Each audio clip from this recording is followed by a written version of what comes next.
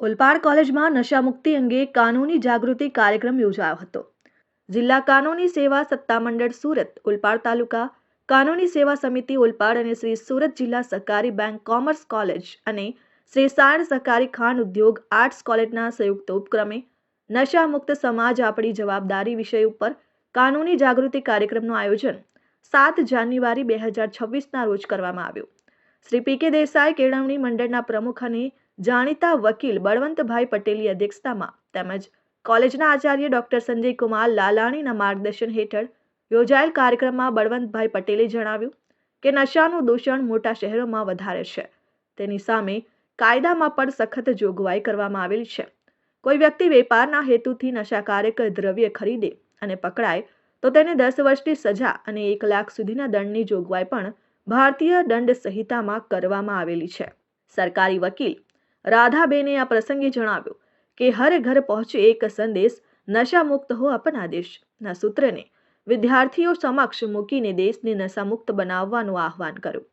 Senior advocate Hiteshbhai Vaghela કે જેઓ ઓલપાડ કોલેજના જ વિદ્યાર્થી છે અને આજે એડવોકેટ તરીકે ફરજ બજાવી રહ્યા છે, તેમણે જણાવ્યું છે કે યુવાનોને નશાથી દૂર રહીને સામાજિક જવાબદારી નિભાવવી જરૂરી છે.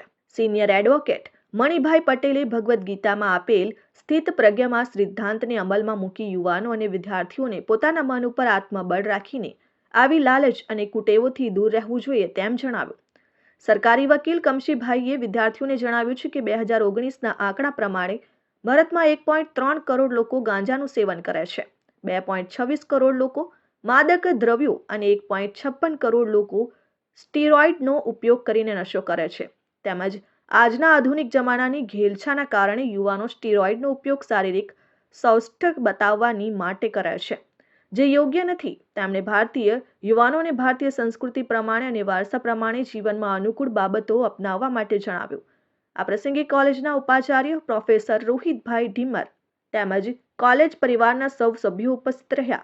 આ કાર્યક્રમમાં કોલેજના પ્રમુખ બળવંતભાઈ, ઓલપાડ વકીલ મંડળના પ્રમુખ તૃપ્તિબેન દરબાર, સેક્રેટરી ઉસ્માબેન પટેલ, સરકારી વકીલ કમસીભાઈ, રાધાબેન, સિનિયર વકીલ મણિભાઈ પટેલ, હિતેશભાઈ વાઘેલા, કોલેજના પ્રિન્સિપાલ અને સંજયભાઈ તેમજ પ્રોફેસર મિત્રો અને વિદ્યાર્થી મિત્રો હાજર રહ્યા.